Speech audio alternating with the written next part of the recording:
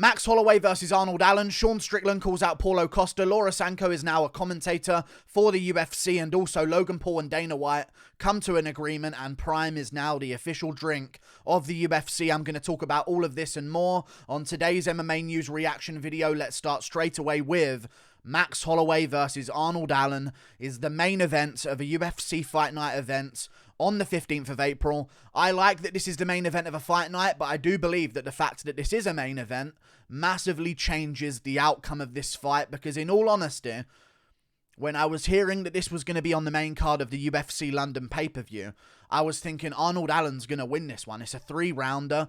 Holloway hasn't had a 3-rounder in so long, and Arnold Allen, a guy who does slow down later in the fight as the fight does go on in the later rounds, I feel like Arnold Allen could have beaten him in a 3-rounder, and I was going to pick Arnold Allen to win, but the fact that this is a main event of a fight night means it's going to be 5 rounds. And now I'm leaning towards Max Holloway. And I know a lot of people are picking Arnold Allen to win this fight. Some people are still picking Holloway and saying, you know, y'all must have forgot how good Max Holloway really is. First of all, this can't be in the Apex, so they need to fix that immediately, okay? Because this is on April the 15th, and so far we haven't heard that it's going to be a, you know, an Apex event or a crowded event. I feel like this is one of the main events that's kind of got to be in front of a crowd. Max Holloway, don't put him in the Apex. That's just rude and disrespectful at that point. So we'll see what they're going to do with it. So far, I think they don't know where it's going to be. They haven't decided. But the fact that this is the main event, you know, main events in the Apex are Krylov versus Span. You know, Lewis versus Spivak.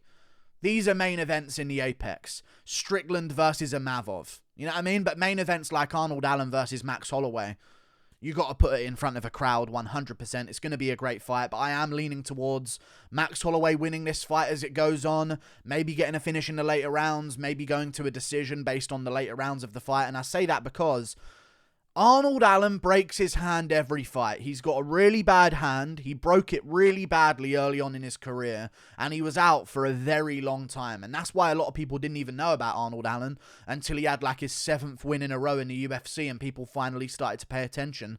Because before that, he would fight once every year.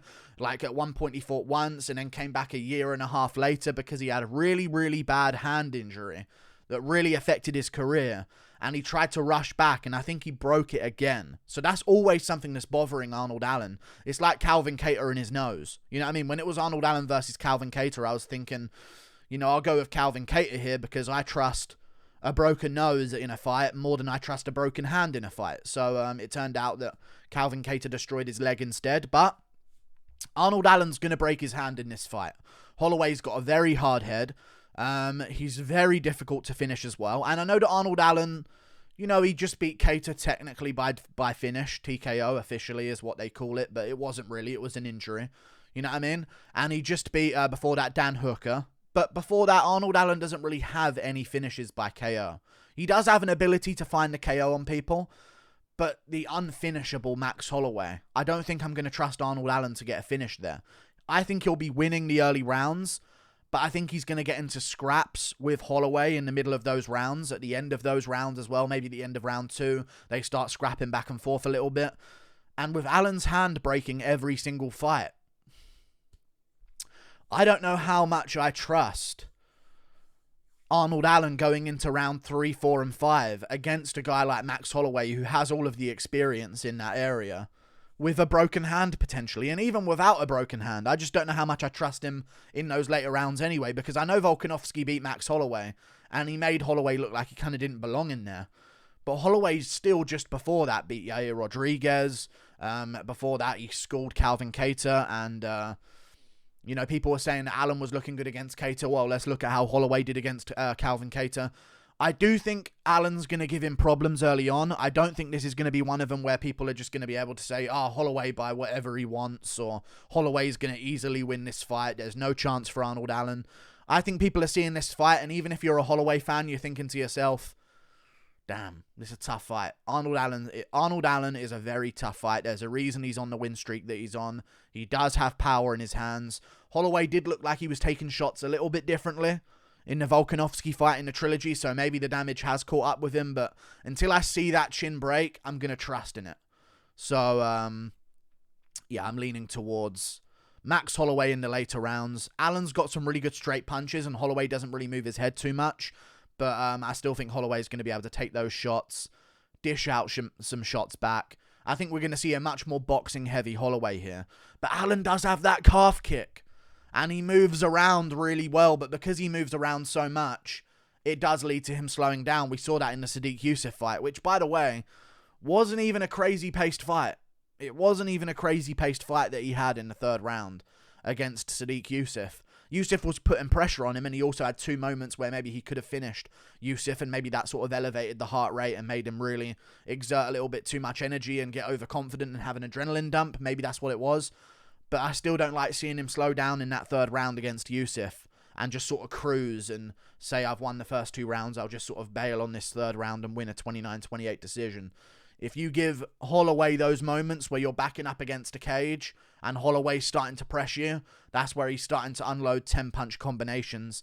And I think we could see maybe a 4th or 5th round finish for Max Holloway in a great, fun fight of the night between the pair of them. But I'm really looking forward to it. And I will say again, if this was a 3-rounder, I'd pick Allen to win. I would. I think he will win. I think he will win the first 2 rounds of this fight. That's what I'm going to bet on. But it looks like a really good card, though. Looks like a really good card, so put it in front of a crowd. That's what the card's looking like. This ain't looking like an Apex card. If you read out the card, it's Max Holloway versus Arnold Allen main event. Probably Pedro Munoz versus Chris Gutierrez co-main event. Edson Barboza versus Billy Quarantillo. Dustin Jacoby versus Azamat Mirzakhanov. There's some really good fights on this card. Lando Venata versus Daniel Zellhuber. And there's a couple other fights sprinkled in as well. So I say add 1 more good fight to the card. Of course, there's some I didn't read out. Bidet Collier, Brazil Gomez, a women's fight. Rodriguez Robertson, a women's fight. Batgarel versus Hydestand. Edwards versus Pudilova, Bolanos versus Phillips. Those are all prelim bouts. We just need 1 more decent fight to sprinkle onto the main card, and that's a done deal. But April is looking really good if these are the types of fight night main events that we're going to have. Another fight night main event in April? Robert Whittaker versus someone. Robert Whittaker, Sean Strickland. Maybe Sean Strickland versus Paulo Costa. Let's talk about it. Sean Strickland wants to fight Paulo Costa. He called him out on social media, and I love that fight. I really, really love that fight. I saw Paulo Costa was talking about, it should be him versus Nick Diaz. I don't know about you guys, but when I see a fight, I love Paulo Costa. One of the funniest personalities in the UFC. I love Paulo Costa. But when I see a fighter call out Nick Diaz, you're a bitch, dude. End of discussion. You're just a pussy, man. Don't be calling out Nick Diaz, you disrespectful piece of... I don't even want to get into it. It really annoys me. Don't call out Nick Diaz. Just get the fight or don't get the fight. Don't be like, I want Nick Diaz. You are pathetic if you're calling out Nick Diaz after the way he looked in his last fight. I think they should be doing Nick Diaz versus Matt Brown. That's the fight to make. Nick Diaz, Matt Brown, 2 veterans. Put them in there against each other. And let's have a decent scrap. It hasn't happened before in UFC history, as far as I'm aware. Make that fight between them, and that would be fun. But let's talk about Strickland versus Costa.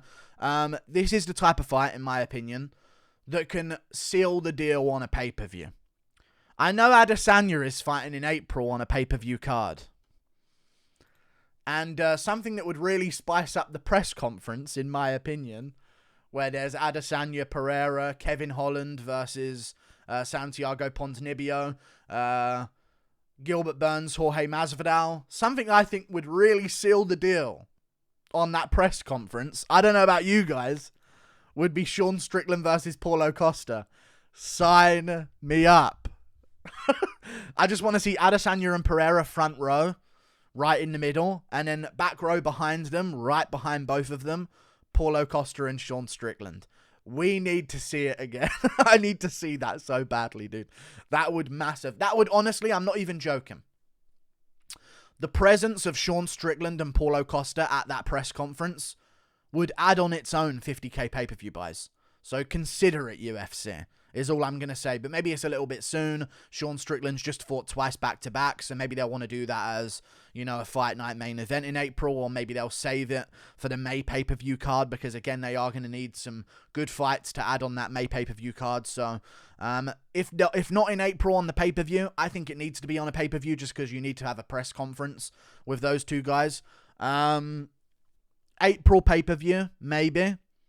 May pay-per-view, if they want to save it and wait a little bit longer, and Paulo Costa needs a little bit more time. But if you're Paulo Costa, I think it's a good matchup for you. Strickland, very upright, doesn't really protect his body too much, throws a lot of straight punches. You know what I mean? His arms are often away from his face whenever someone tries to attack him. He has that sort of habit to sort of like stick his arms out there and try and get in the way of some shots that are coming his way, because he leans back and he's not too worried about straight punches. So I think that Paulo Costa just needs to feint with the hands, get Strickland worried about his hands a little bit, and then start faking them and slide in some body kicks underneath into the ribs of Sean Strickland. I think that could be a good thing that he should do. But we'll see how it goes. I think they should add it to the May pay-per-view. Or, if they do want the April pay-per-view to be the best ever, because that card needs one more fight as far as I'm seeing. A couple more prelims, but one more fight on the main card. Sprinkle it on.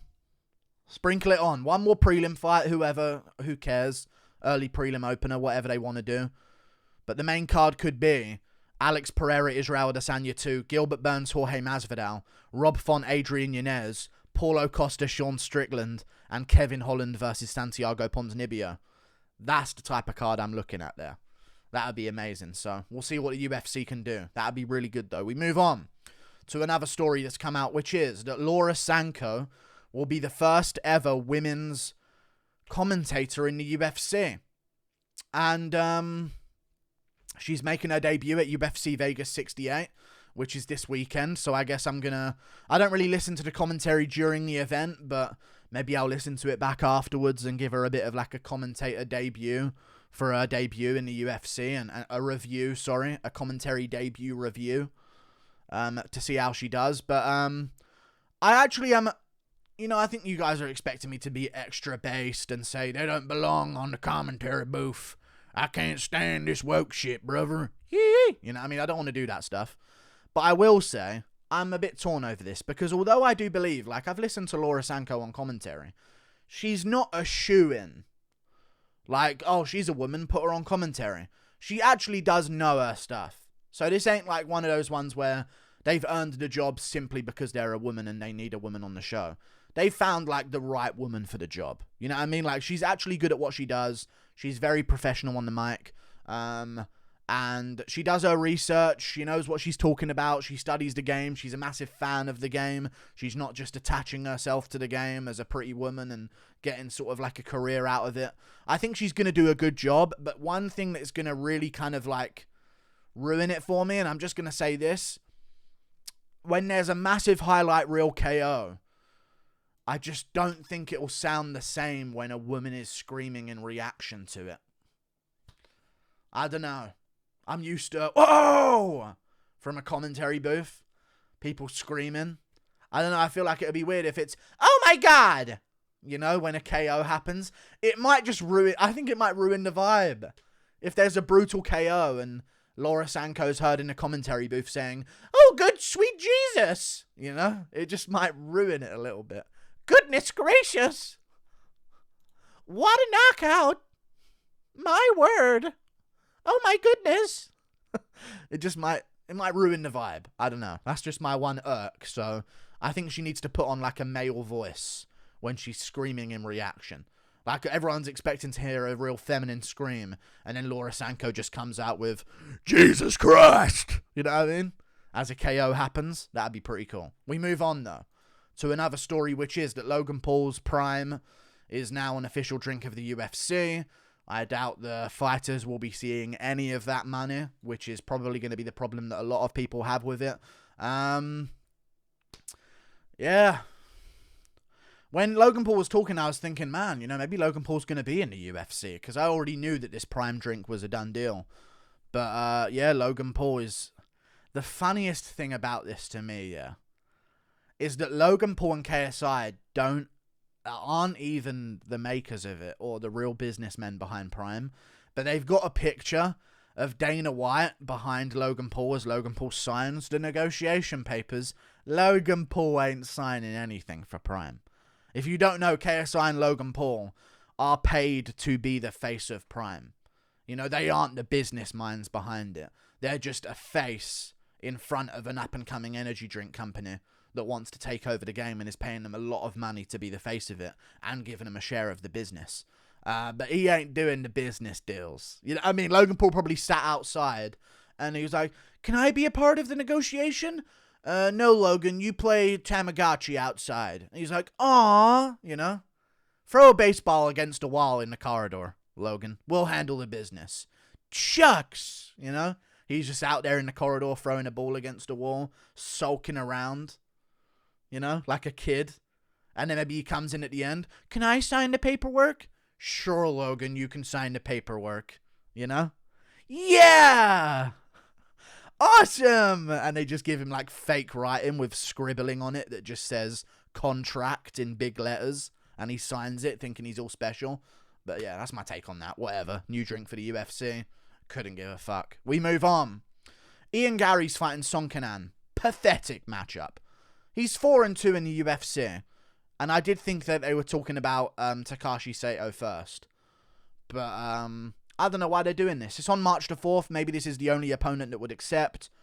But yeah, I think he's going to win that fight. I just don't think it was the right move. I think there should have been like a move up to like a Tim Means or a Nico Price, or I always mention Nico Price at welterweight, like a Nico, but you know what I mean? A Nico Price, a Li Jing Liang, like one of these matchups that's going to get you number 15 or close to maybe asking for a ranked opponent next. But it seems like Ian Gary's going to take one more step, and he is young. So I get it, you know.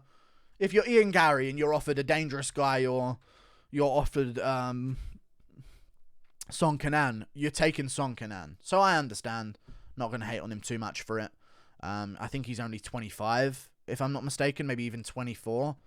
I'm not even too sure how old he is. I can't even find out because Tapology won't open right now. That's really funny. Really good humor there. Thank you for that, Google. Messing me about, making me look like a moron. Because it's not really even that important how old he is, but now I'm stuck on it. I kind of have to find out. And it stopped working. Fucking brilliant. Other than that, though, Makhmud Muradov versus Abbas Magomedov has been added to the UFC Vegas 71 video fight, which is in the theater at Virgin Hotels, which is pretty cool. So that card's getting a little bit more content added to it, a little bit more stackedness added to the card. So a lot of good stuff. Like and subscribe. Thank you for watching. Toodle Pip. I'll see you later. Goodbye.